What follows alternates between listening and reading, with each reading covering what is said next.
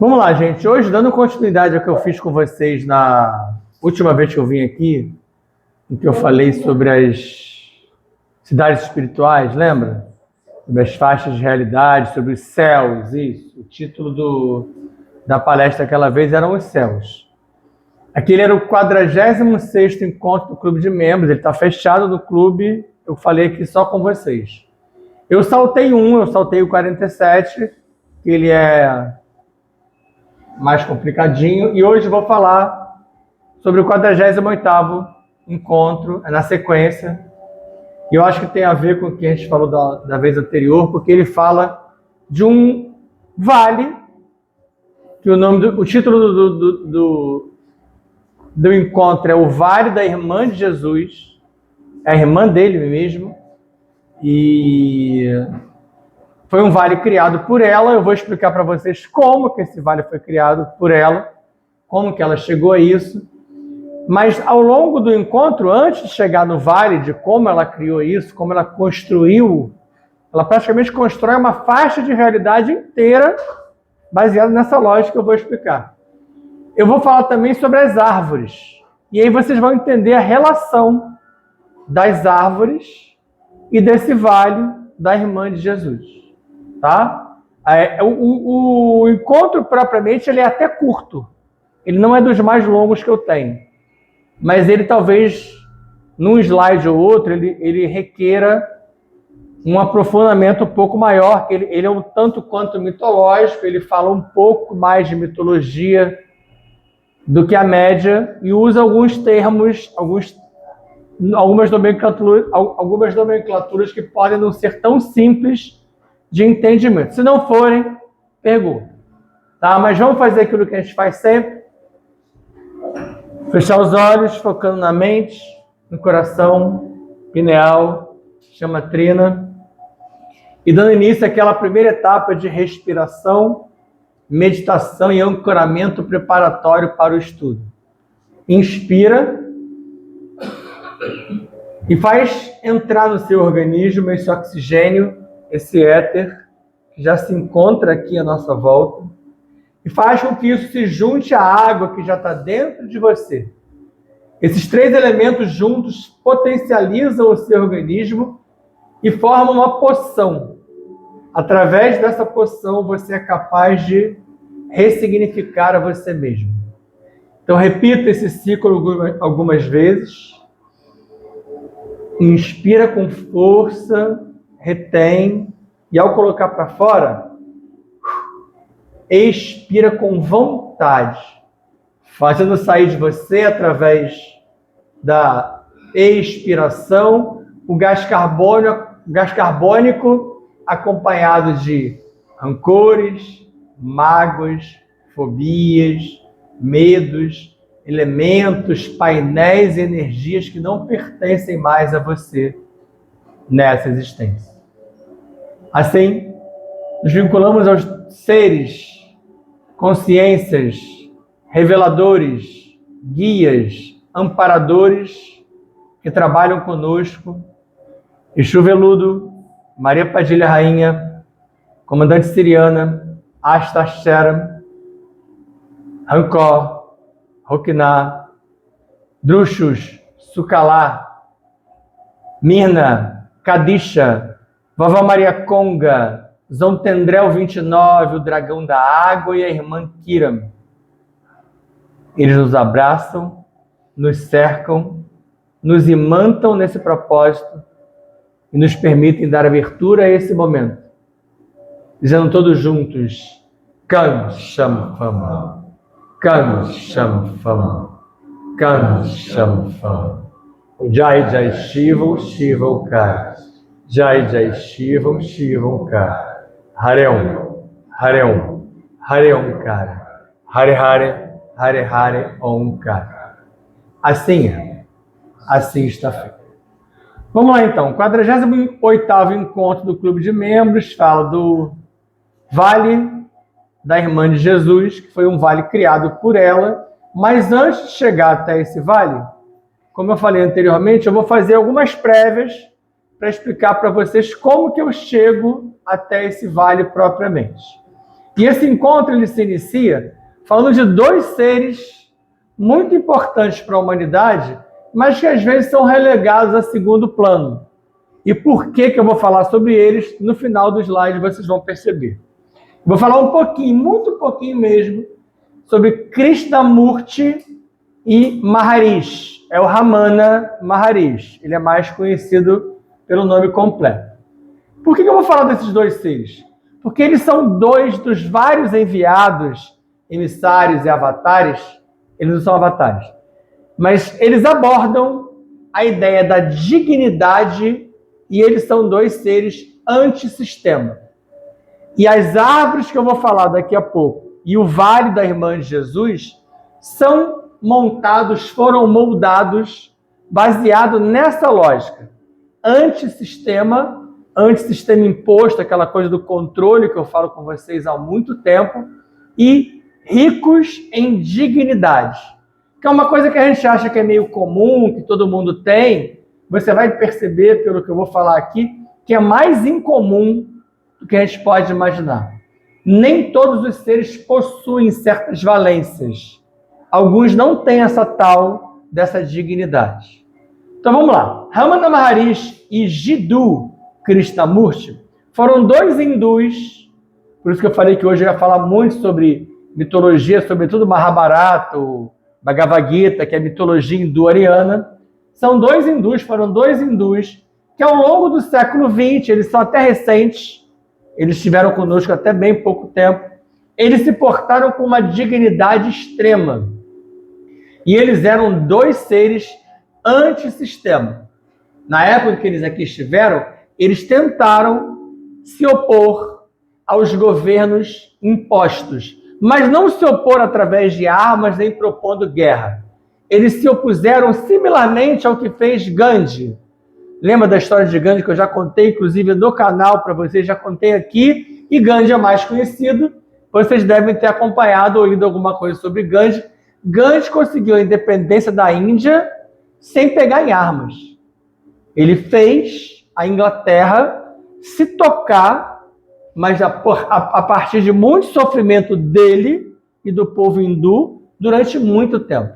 Então isso é ser antissistema. Não é querer brigar contra, não é querer destruir o outro.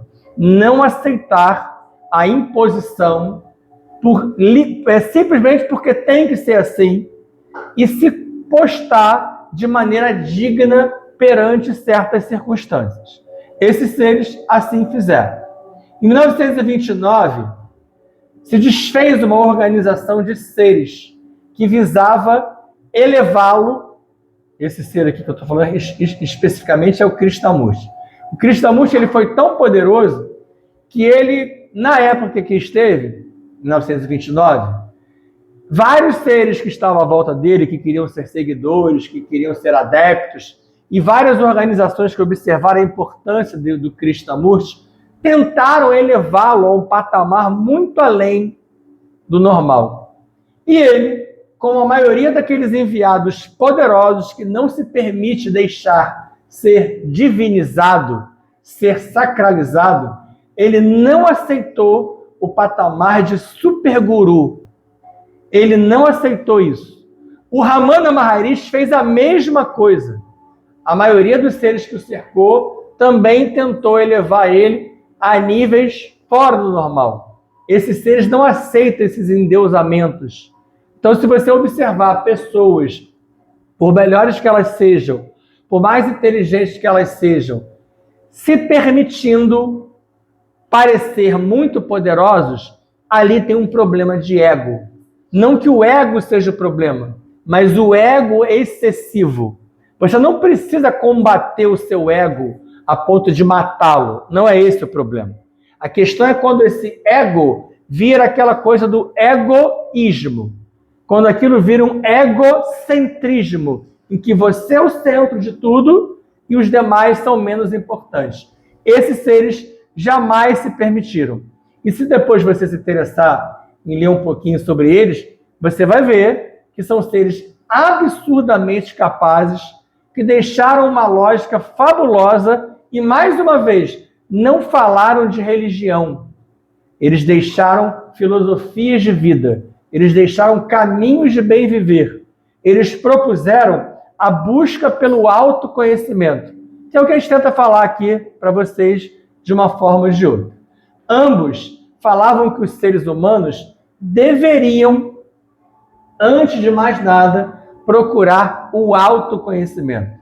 Lembra daquilo que eu falo muito para vocês também? Nenhum desses seres fala em Deus.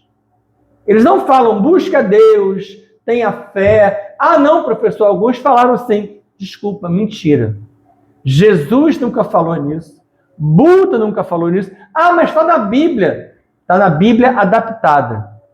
Está nos escritos que foram modificados. Esses seres nunca falaram nisso. Inclusive os apóstolos, já que eu falei de Jesus, perguntavam isso para ele. Ele desviava o assunto. Ele nunca falou sobre isso.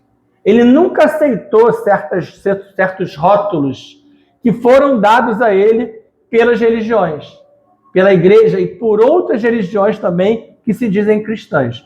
Assim fez Krishnamurti e Ramana Maharishi.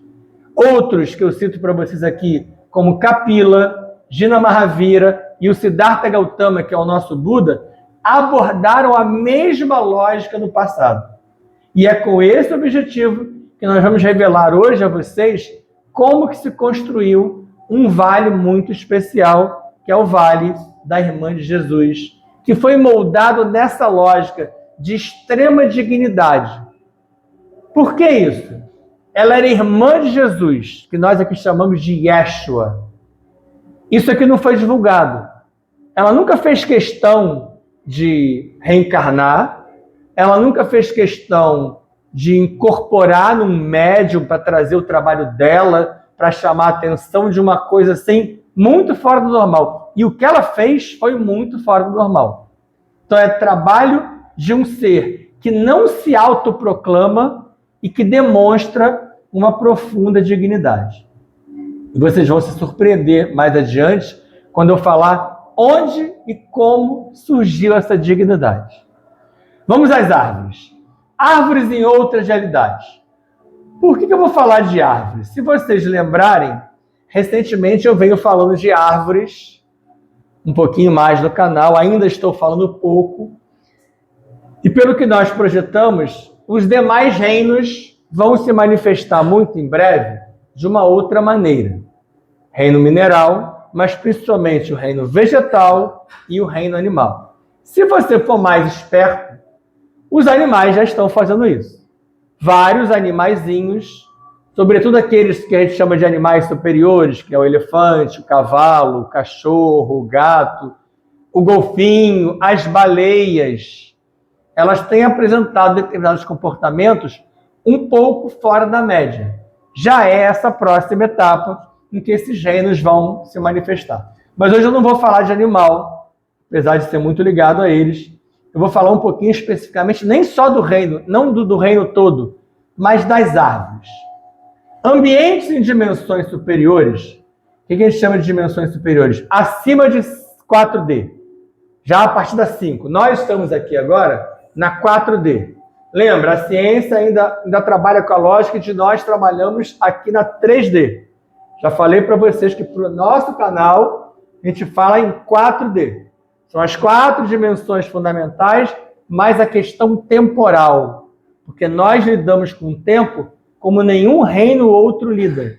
Isso faz de nós seres da 4ª dimensão. Alguns de nós têm outros níveis de dimensão, já se aproximando da 5. Mas não é o assunto de hoje. Eu não vou entrar nisso não, porque eu sei que isso também é bem complicado. Se eu entrar nisso, vai gerar mais dúvida em vocês. Esses ambientes todos, essas dimensões que eu chamo de dimensões ou faixas de realidade, eles são criados a partir de protocolos mentais dos seres ali alocados. Aqui está o primeiro link com aquela palestra anterior. Lembra que quando eu falei de céus, logo no começo da palestra eu falei sobre prontidão psíquica. E eu falei que cada céu, ele é moldado, ele é montado a partir de prontidão psíquica dos seres que ali se encontram. Essa prontidão psíquica é a mesma lógica do que eu estou chamando aqui de protocolos mentais. E eu até dei o exemplo do nosso local aqui, o Nume. O Nume, ele é alimentado, ele funciona a partir de quê? A partir da movimentação que vocês fazem. Mas como nós estamos no plano material, a movimentação física que nós fazemos é que faz ele existir. Mas também a movimentação mental. A prontidão psíquica de vocês, os protocolos mentais que vocês mobilizam, fazem do ambiente do Nume ser assim. Outro exemplo disso, aquelas casas que vocês conhecem, não somente casas públicas, mas casas de pessoas, em que você entra e se sente bem. Ou o contrário, que você entra e se sente mal, porque a energia do local ou é boa ou é ruim, ou é elevada ou é estranha para você. Isso é protocolo mental. Isso tem a ver com aquilo que você emana, com aquilo que você produz. Então, cada faixa de realidade dessa é alimentada por aqueles que ali estão. Ah, mas então significa que todo mundo que está ali, se eles abandonarem a dimensão e deixarem de alimentá-la, ela rui? Sim. Assim é uma cidade espiritual, assim é um céu, assim é uma dimensão. Se todos na íntegra abandonarem o local, ela desmonta. Assim, essas faixas são montadas, remontadas, refeitas e destruídas. Assim como a gente destrói um prédio para construir outro, abre uma área para subir uma construção, nas faixas acima de nós montamos coisa. Lembra daquela lógica de Buda? O que você pensa, você cria? O que você aspira a ser, se torna realidade? Isso é protocolo mental. Então, esse local que a irmã de Jesus construiu foi moldado a partir dos protocolos mentais, primeiramente dela, e depois daqueles que para lá ela foi convidando aos poucos, e você vai entender já já como que isso aconteceu. Mas voltando para as árvores. Esses locais, eles se desfazem, como eu falei, caso os seres se desloquem do ambiente ou parem de alimentar. Onde entram as árvores disso? As árvores, elas têm um histórico de presença em várias dessas faixas de realidade. Ah, então a árvore não é só daqui. Não. Os reinos que nós conhecemos não se limitam aonde nós habitamos. Nos demais planos, tem animal, tem vegetal e tem mineral. Lembra daqueles livros que vocês leram sobre cidades espirituais, sobre o próprio nosso lar, que fala de que lá tinha cavalo, tinha ave. O problema é que eles falam de animais todos brancos, né? Nem sempre é animal branco, todo mundo acha que todo mundo de branco, não é assim. Mas há lá água, há lá rochas, há lá plantas e há lá animais. Em cada um desses lugares há árvores fabulosas. Se você lembrar da importância das árvores, inclusive as árvores míticas, e algumas delas são interdimensionais, elas atravessam dimensões. Eu vou citar só 5 exemplos para vocês verem como isso é mais comum. A tal da árvore da vida, a árvore do bem e do mal, a árvore mítica do jardim do Éden. Lembra que eu já falei sobre isso com vocês, do Adão e Eva? Adão e Eve existiram. Não aquele Adão e Eva da Bíblia, mas eles existiram. Eles não estavam pelados no paraíso, mas existia o Éden. O Éden era um lugar. Eu já até localizei ele para vocês aqui no mapa. Havia Adão e Eva, mas havia uma série de outros seres. E nesse local havia uma árvore desse tipo, fantástica, na qual esses seres se alimentavam. É legal que o livro de Urântia, inclusive, fala desses seres, Adão e Eva, como pertencentes à raça violeta. E que essa árvore era a árvore que dava a seiva, que alimentava esses seres de uma outra raça para que eles aqui estivessem. 2 versões diferentes que fecham perfeitamente. Isso é uma árvore. Outra, eu falei tanto de Sai Baba. Sai Baba tinha uma árvore. A árvore de Sai Baba em Puttapart. Puttapart era onde ele habitava. Sai Baba tinha uma árvore.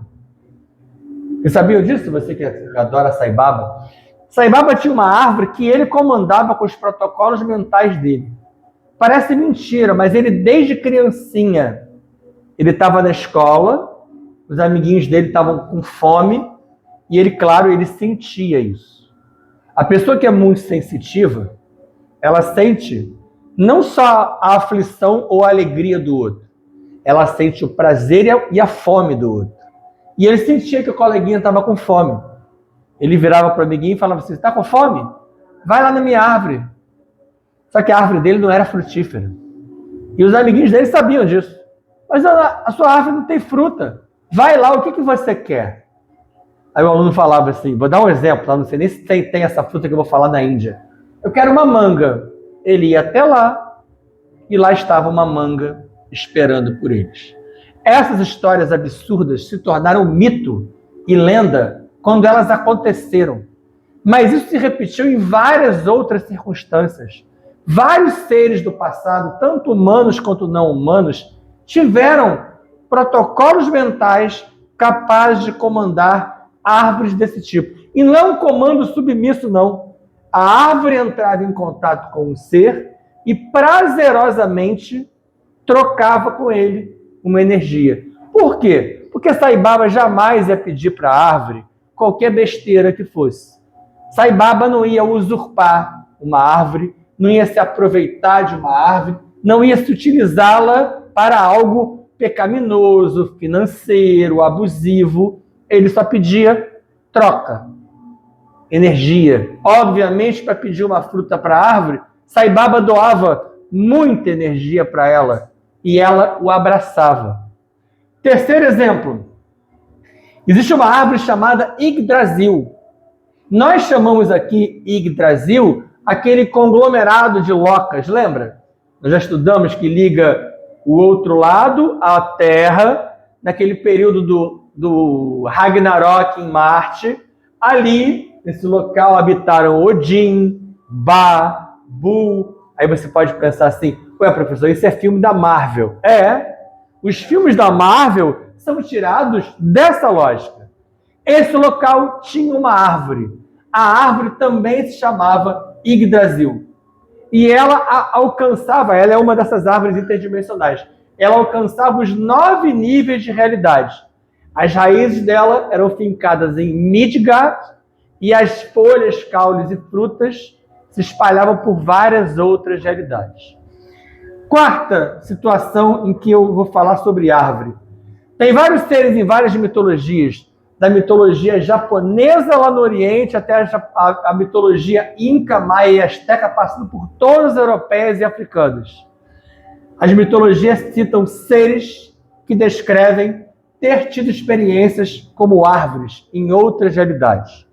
Então aquela lógica que a gente acha que você só encarna, só reencarna, só volta numa lógica que foi imposta pelo espiritismo para você, aquela coisa de eu não retrogrado, como se andar para outro reino fosse andar para trás.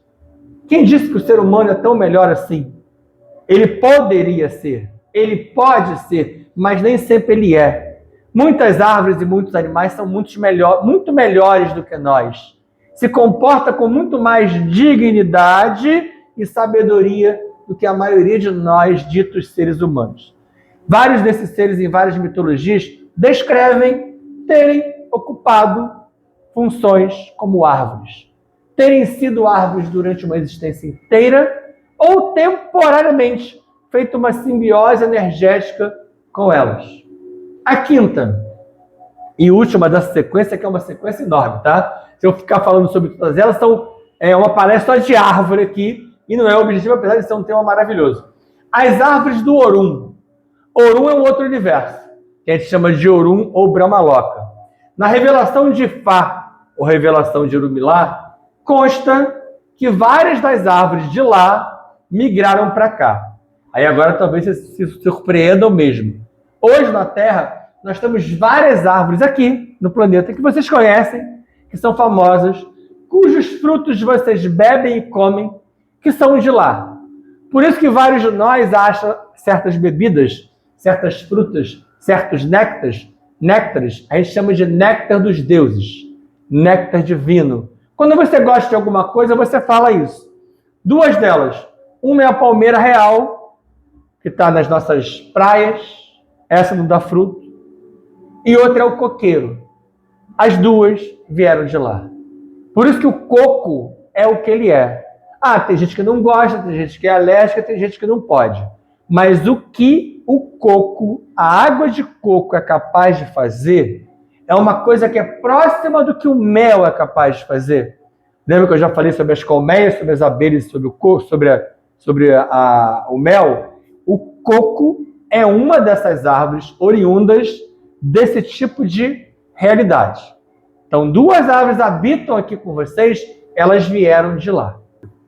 E recomendam o coco e a água de coco no lugar desses tais eletrolíticos, repositores eletrolíticos como Gatorade, Powerade. Acabei de fazer duas propagandas aqui agora. Mas esses que são caríssimos e são bons, se indica água de coco. Outra coisa, quando você está com algum problema estomacal, que a gente vai na farmácia e compra Pedialite, não sei o que, tudo terminado em ite, que é para reposição eletrolítica, a água de coco é muito melhor. Isso para citar rapidamente. A dúvida é como é que tem água de coco? Sim, sim. E tem uma outra palestra que eu não lancei ainda, tem outro encontro, aliás, do Clube de Membros, que um ser explica até por que uma palmeira não tem fruto e o coqueiro teve fruto. Houve um entrave na hora da instalação da palmeira aqui e ela não conseguiu ser frutífera. E o coqueiro conseguiu vir com todos os protocolos que viria de lá e ele teria fruto. É muito interessante estudar nesse nível que você abre o seu leque de uma forma que você pensa assim, realmente não tem limite para isso. Saiu um pouquinho das árvores só e vou voltar um pouco mais para os protocolos mentais. E se você achou que estava difícil até então, vamos agora. Esse aqui eu acho que é um slide bem complicado para a gente poder entender como que eu chego no Vale da Irmã de Jesus. Vou falar um pouquinho das formulações mentais. Tudo isso que eu falei sobre árvore, sobre protocolo mental, foi para chegar até aqui. As formulações mentais, eu acho que vocês já entenderam, é aquilo que você formula na sua mente. De bom, de médio, de ruim, de tudo. Vamos a elas. O sangue, isso que corre dentro de você, e as formulações alquímicas que os seres humanos produzem, eles vêm das formulações mentais. Mas, pasmem, de onde que vêm essas formulações mentais? De um daqueles três seres da Tribute. Brahma, Shiva, Vishnu. Nossas formulações mentais vêm de Vishnu. Foi ele que produziu várias coisas que levam os seres humanos a fazerem certas coisas nesse planeta hoje. Lembra que eu já falei para vocês em outras aulas que nem é garantido que nós somos filhos do tal do Deus, do tal do Javé, Brahma, Alá, Kagen. Esse é o Deus. Nem todos nós fomos vinculados a ele em momento algum. Muitos de nós somos ligados a Shiva, que é o outro ser, e muitos são ligados a esses protocolos mentais de Vishnu. E eu vou tentar explicar um pouquinho como que ele fez isso. Não é tão simples, tá? Tanto que eu tenho vários encontros para me aprofundar nesses rituais que eu falo aqui. Mas Vishnu, ele produziu um ritual. O ritual chama-se Samudra Manthan. Isso está no Mahabharata. O Samudra Manthan foi um ritual que ele fez para tentar diminuir as dores demo. As dores daqueles seres do outro lado, aqueles seres do universo de plasma, que têm protocolos mentais diferentes dos nossos, eles têm problemas desde o início da criação e eles vinham morrendo. E quando eles começaram a morrer, eles passaram a sentir muitas dores, muitas aflições. Então o Samudra Manthan foi um ritual que eu vou resumir muito aqui, tem muitos detalhes sobre ele que não dá para falar, produzido para que Vishnu conseguisse gerar uma poção. Essa poção se chama Soma ou Amrita, para que os demos pudessem ter as dores diminuídas. Quem mais auxiliou, isso eu nunca falei antes, é a primeira vez, quem mais auxiliou Vishnu nessa produção de poção foi uma árvore. Ele se juntou a uma árvore, ou seja, um ser da Trimurti, que é tido como Deus. Lembra que eu sempre falo assim, porque eu chamo a atenção para vocês, que eles não são deuses. Eles foram divinizados por nós. Eles são seres de outra realidade.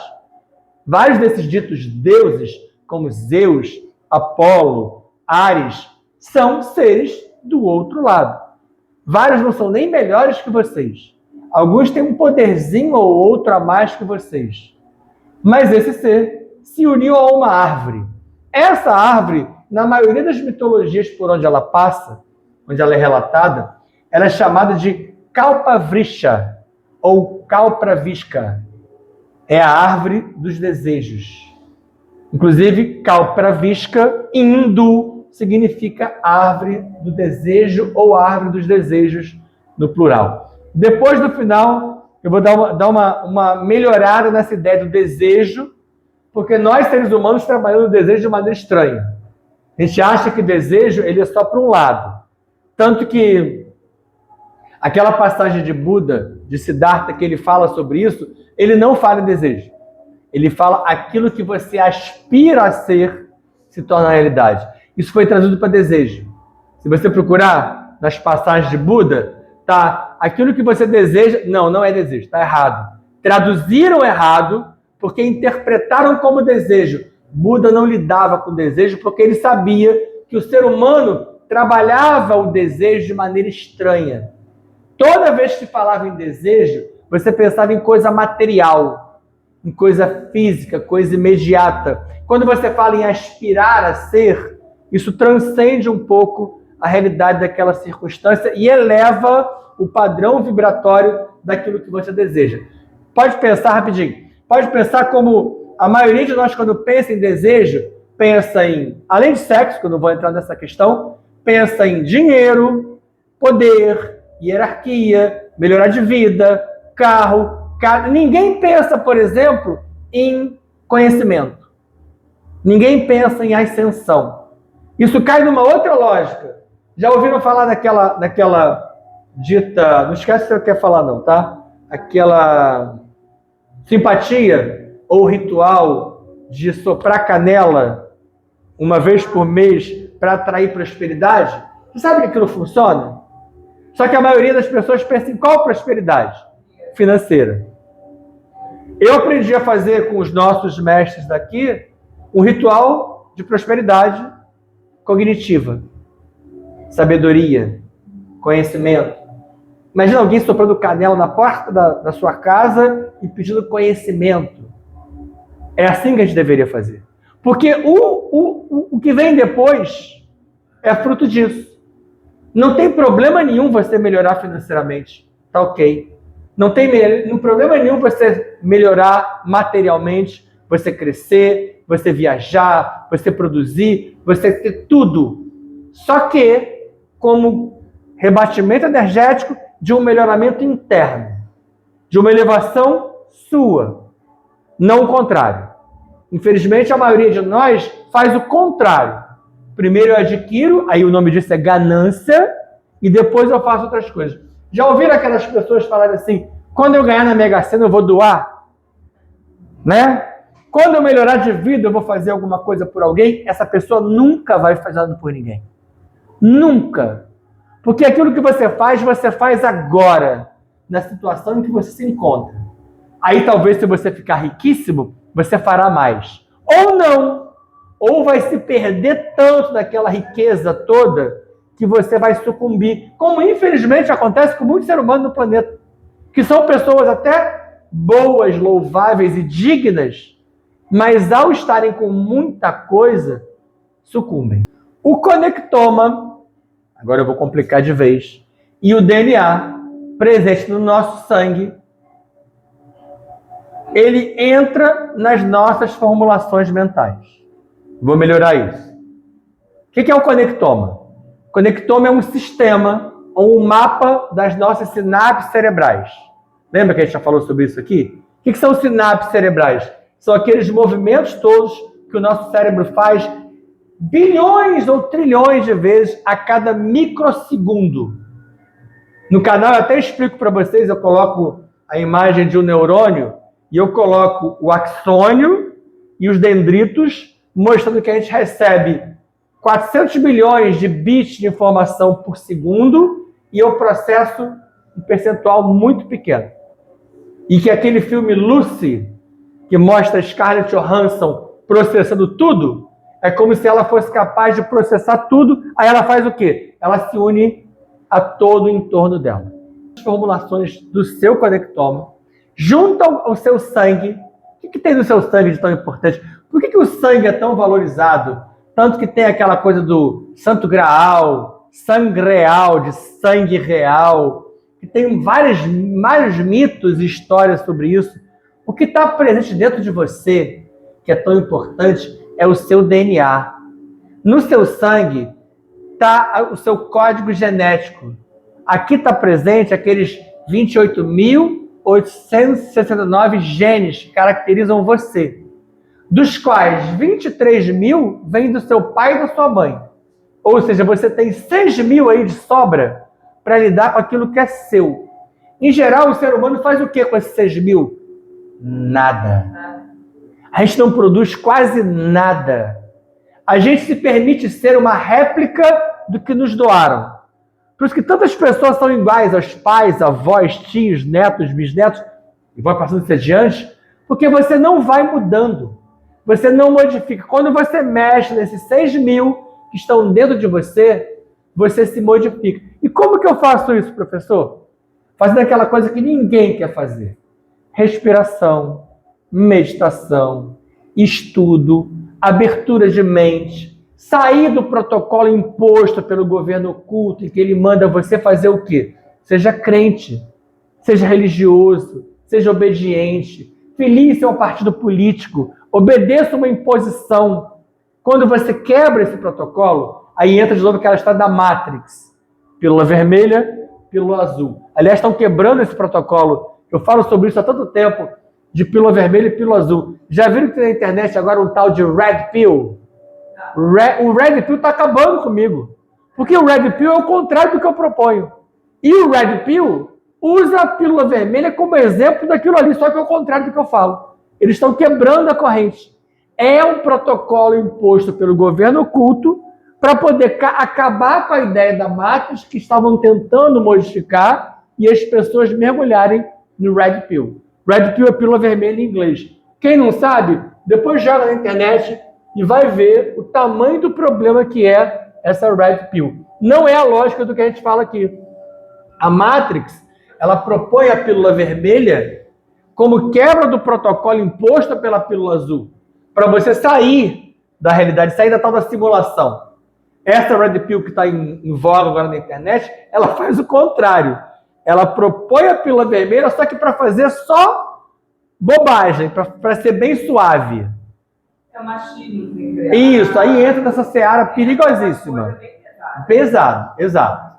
É um protocolo bem de extrema direita, com um incrível nível de misoginia, racismo, machismo, preconceito de todos os níveis, alimentados pelos tais dos Red Pill. Então não é essa a ideia do que a gente fala. Foi até oportuno falar sobre isso, para não parecer que isso tem uma coisa a ver, é justamente o contrário daquilo que a gente faz. Tudo isso que eu acabei de falar aqui, conectoma, DNA e o sangue, fazem parte dos seus protocolos mentais. Todas as criações de um ser equivalem àquilo que a gente chama de carga memorial. Você gera cargas memoriais que se acumulam em você, que você leva. Isso você leva para qualquer lugar que você for. A hora que você falecer, que esse corpo uma hora morre, se você acha que vai ficar para sempre, isso aqui uma hora morre e esse fractal vai para outro lugar. Tudo isso você leva com você. Essa é aquela bagagem que o Chico Xavier falava. As malas estão prontas, preparou sua bagagem, é isso. Você não vai levar aquele baú de dinheiro que você tem em casa, nem aquele carro de luxo, nem aquele iate. Aquilo, infelizmente, para você, aliás, felizmente para você, isso fica. Você não leva isso. Você leva a sua carga memorial. Vou falar um pouquinho mais da Kalpavriksha, a árvore dos desejos. Ela surgiu das formulações mentais de Vishnu. Então, naquele ritual Samudra Manthan, ele projetou uma árvore e essa árvore se abraçou a ele e o ajudou a produzir o quê? Joias. Não joias como colares e diamantes, mas joias mentais que ele pudesse utilizar a partir daquele encontro entre ele e uma árvore para poder ajudar aqueles demos a diminuírem as dores. Então, foi assim que Vishnu, com essas joias e com a ajuda de uma árvore, produziu o tal do Amrita ou Soma, que é uma bebida que é dada aos demos para que eles tenham menos dores. Tem mais uma história de uma serpente, mas eu não vou entrar nela aqui agora. Essas dores seriam a questão também das doenças que a gente passa aqui para ajudar Sim. a eles se livrar dessas dores também? Sim, tem a ver com isso. Tem a ver com isso, inclusive aquilo que eu já falei em outras palestras, que vários seres que vêm de lá, que são ex-demos ou que são ex-biodemos, hoje sofrem com certas doenças, que é como se fosse um expurgo milenar. Você está trazendo de lá algo que não é de hoje. E aí você pensa assim, pô, eu mal consegui entender que eu expurgo um câncer de uma outra vida. Pois é, mas é há trilhões de anos também que você vem trabalhando com isso. Não só trazido de lá pelos outros, mas aquilo que você fez, o que você gerou quando demo você foi. Porque a maioria de nós aqui no planeta já viemos desse outro lado. Ou demo, ou biodemo, aí, ou yaksha, ou asura, tem várias origens. Essa árvore, assim como todas as árvores que eu estou falando aqui para vocês, essas árvores especiais, elas, a depender das consciências dos seres com os quais ela interaja, ela é capaz de produzir algo fantástico que nós chamamos erroneamente de desejo, que é o que a gente chama de aspiração. Isso vai fazer você entender o Vale da Irmã de Jesus. Tudo isso foi prévia para chegar no que eu chamo de o melancólico Vale da Irmã de Jesus. A Irmã de Jesus, cujo nome ela não revelou oficialmente, porque ela não deseja propaganda. Esteve presente na crucificação de Yeshua, então ela esteve na cruz. Lembra dos relatos que você vê por aí? Quem é que estava lá? Maria, João, ninguém fala em Irmã de Jesus. Ela estava lá. Ela presenciou a prévia, que foi aquele calvário absurdo, e a crucificação em si. E depois de desencarnar e viver um período de longa mágoa e perplexidade, então veja, a Irmã de Jesus passou por um período, num determinado local, perplexa e magoada, porque ela não entendeu o que aconteceu. Assim como vários de nós que lá esteve, não conseguiu acreditar que aquele avatar poderoso aceitou a ordem do tal do Javé para ser crucificado. Porque, como eu já repeti para vocês várias vezes, ele poderia não ter sido crucificado. E ele não foi crucificado para salvar a humanidade nenhuma, nem para derramar o sangue dele por ninguém. Ele foi crucificado porque ele se permitiu seguir um protocolo de Javé. Na verdade, até o último instante, ele achou que aquilo ia ser revogado. Ele esperou pelo bem daquele ser que não veio. Mas magoada e perplexa, a Irmã de Jesus passou a reunir vários seres que iam falecendo nas suas faixas e retornavam para outras realidades. E nisso ela foi se encontrando com vários daqueles ex-romanos e judeus daquele período. Alguns causadores, outros que sofreram aquele problema todo. Todo mundo que esteve envolvido naquele imbróglio, ela foi reunindo numa determinada faixa, ainda com alguma mágoa e alguma perplexidade. Mas conforme ela foi acalmando, para vocês verem como é que essas coisas não são simples, demorou anos, muitos anos, para que isso se deve, contado no nosso nível, nosso tempo cronológico. Uma vez estabelecida e equilibrada minimamente, e reunida com esses ex-romanos e judeus, ela se estabeleceu num vale, numa determinada faixa de realidade, no qual ali ela começou a construir uma arte. Essa arte que ela construiu tinha a forma de árvore. Então, para você poder exemplificar o que eu estou tentando passar, como se ela fizesse, por exemplo, uma escultura, que ela começou a esculpir, começou a escarvar, a cravar na madeira, ou você sabe-se lá o material que ela utilizou. Só que ela começou ali a emanar o quê? Por isso que eu expliquei para vocês antes. Protocolos mentais oriundos dela, primeiramente de mágoa e de perplexidade, e depois de calmaria, início de equilíbrio, e aqueles outros seres que lá estavam com ela, que começaram também a se equilibrar, passaram a contribuir na formação daquilo que ela chamou por muito tempo de arte. Só que aquela arte começou a ganhar vida. Vida baseada no conectoma, no DNA, e no sangue que corria nas veias daqueles seres naquela dimensão. Porque assim como a gente só imagina que só tem aqui, em toda a faixa de realidade, nós temos corpos materiais. Na 5D, corpo astral, na 6D, corpo mental, você tem corpo. E dentro de você tem o DNA, tem o sangue, tem protocolo mental. Deu para entender isso? Porque a gente acha que a gente sai daqui e vira nuvem, né? Você acha que sai daqui e vira espírito de luz. Não, você troca de andar. Você sobe alguns degraus. Você vê uma outra faixa de realidade. E lá, ela começou a dar vida, assim como Vishnu deu vida à árvore dos desejos. E lá no outro nível, construiu um ser que se abraçou a ele e possibilitou a eles gerarem a Amrita ou Soma. A irmã de Jesus construiu uma árvore. Veio dela, moldada a partir dela. Então, nesse vale da irmã de Jesus, não acabei ainda, formou-se uma árvore a partir dela. E ela e essa árvore conseguiram, com o tempo, acalmar as energias de todos aqueles seres envolvidos. E, obviamente, aqui eu estou saltando no tempo e no espaço. Porque eles passaram a fazer o quê? Eles começaram a estudar todo aquele processo da crucificação, quem era Deus de verdade, por que Yeshua se permitiu crucificar, e passaram a compreender.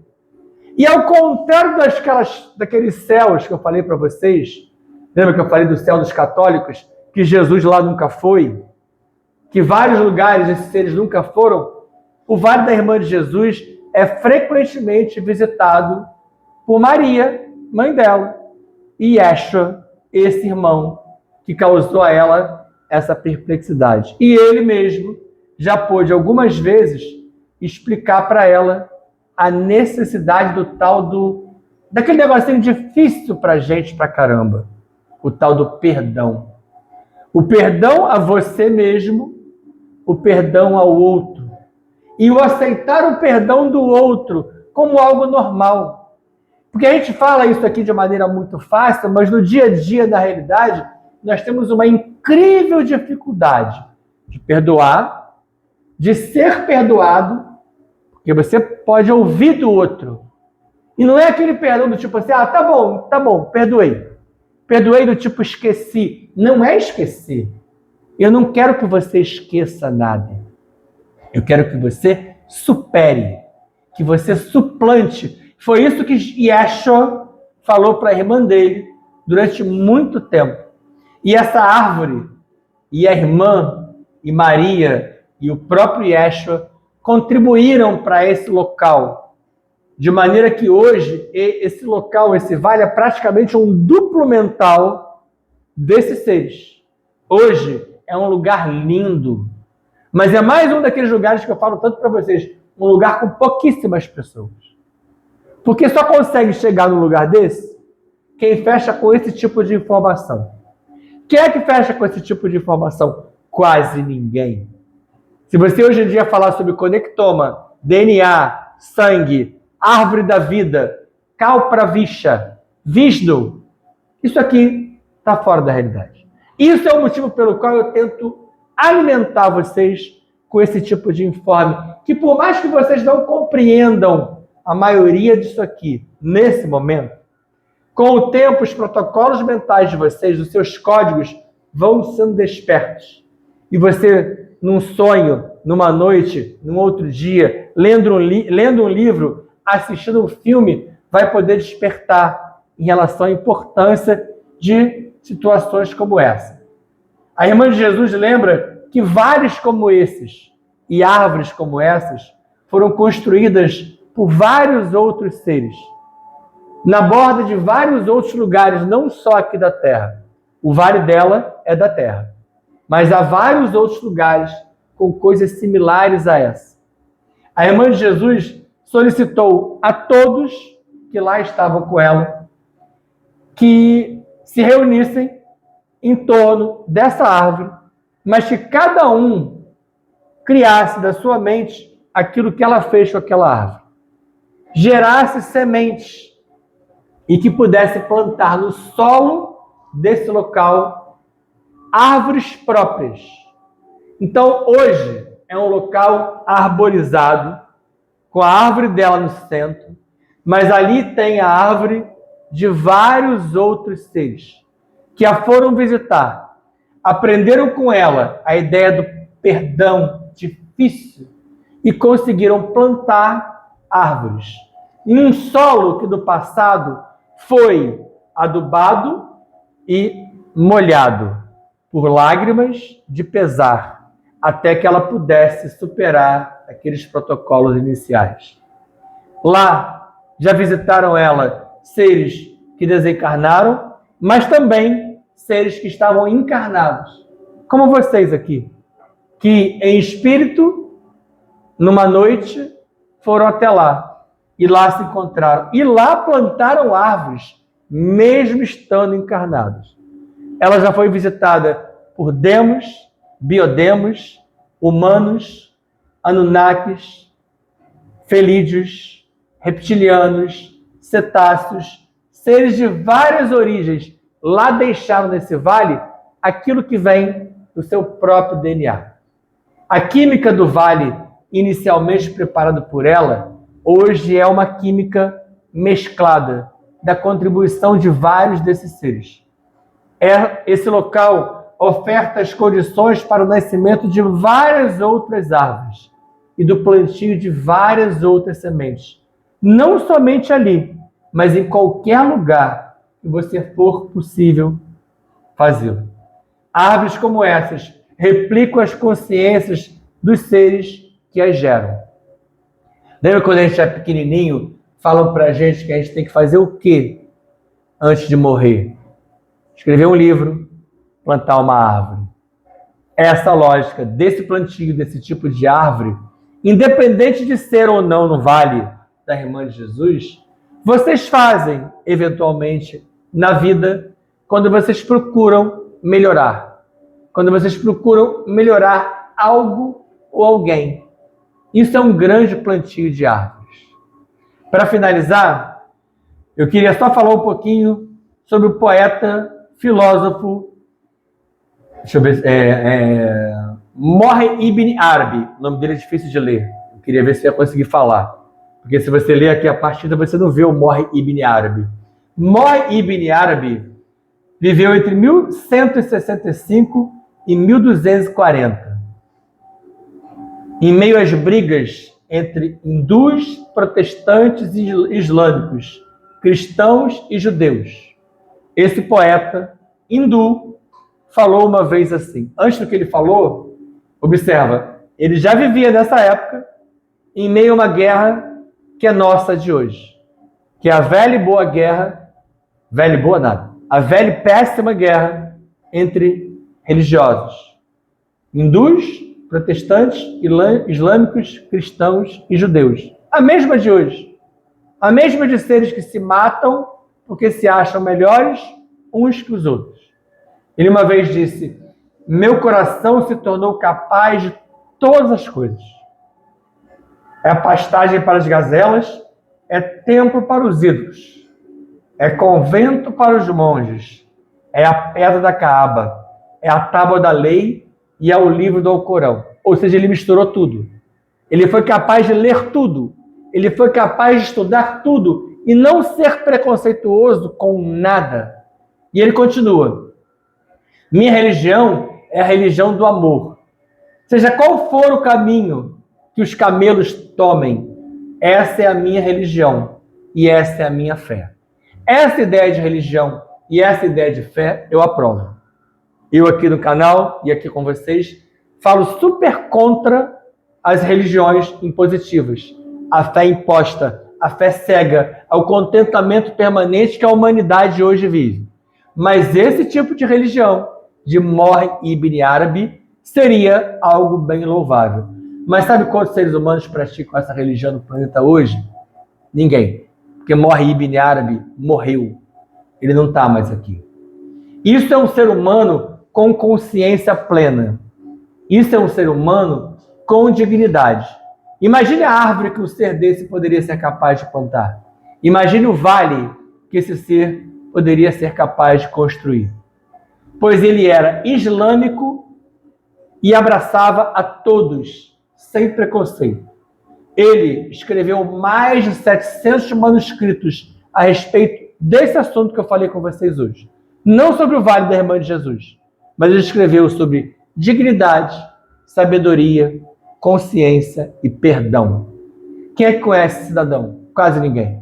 Quem leu os 700 compêndios? Quase ninguém. Porque a gente só lê aquilo que nos é imposto pelas tais das religiões. Isso é a mensagem do Vale da Irmã de Jesus. Queridos guias, amados mestres, nós agradecemos aqui esse momento da nossa palestra e pedimos que nós possamos sair daqui com essas mensagens desse local, dessa ideia que nos foi plantada e, como foi dito aqui, que trabalhemos nossos protocolos mentais e nossa prontidão psíquica possa estar vinculada a esses novos códigos que estão sendo trazidos para nós. Assim é, assim está feito.